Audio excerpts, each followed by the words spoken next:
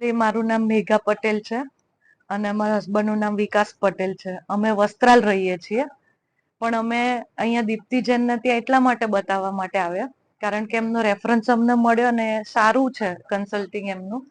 પહેલેથી અમારું કન્સલ્ટિંગ અહીંયા થયું, એમની કેર સારી છે, એમનો રિસ્પોન્સ સારો છે, અમને ગમ્યું. સ્ટાફ મેમ્બર્સ બધા સારા છે, કોઓપરેટિવ છે અને હોસ્પિટલ બાબતે કોઈ કમ્પ્લેન નથી.